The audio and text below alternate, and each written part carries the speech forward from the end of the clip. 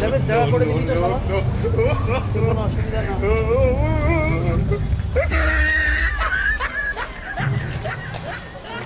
Programme চলছে, আমি এটা শেষ করে কথা বলবো।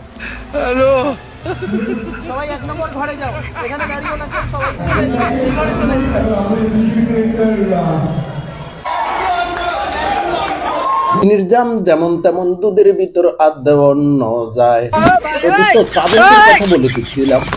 শ্রাবন্তী এমন এক গাভিনেত্রী, তিনার বিয়ে এই পর্যন্ত 4টা হয়ে গেছে।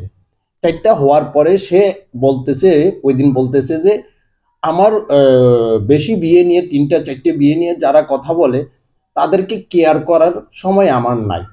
তো শ্রাবন্তী কোন শ্রাবন্তী জানেন? নিজের ছেলেকে সে ভাই ডাকে। এবার দুধের ফ্যাক্টরির উপরে লেখছে বাবু সোনা, দেখেছেন? বাবু সোনা। তো আমি বলছি না ভাই, আমি বলি কি জানেন, গাভিনেত্রীরা, আপনি বাংলাদেশ বলেন, ভারত বলেন, পাকিস্তান বলেন, যে দেশেই বলবেন, এই গাভিনেত্রীগুলা প্রচন্ড হারে অশ্লীলতা ছড়াবে।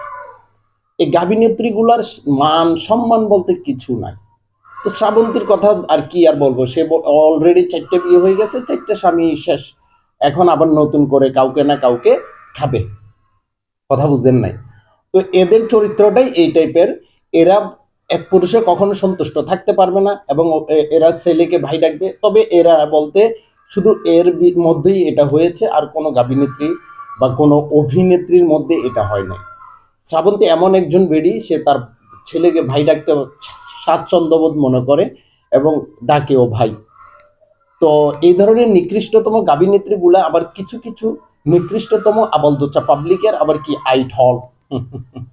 তো বাবু সোনা টাইপের গেঞ্জিটা পরছে, ভালো কথা, বাচ্চাদের খাবার, এখানে বাবু সোনা আসবেই, বাচ্চাকে তো বাবু সোনাই বলবে। এখন কথা হচ্ছে যে মিডিয়ার সামনে এই গেঞ্জিটা পরে কেন আসতে হয়?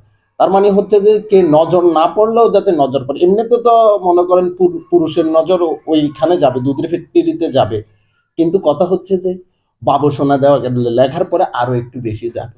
কেননা পড়তে গেলে বাহা ভু সু না, এভাবে পড়তে গেলে তো মোটামুটি ভালোভাবে দেখবে আর চেতনা দণ্ড দাঁড়াবে।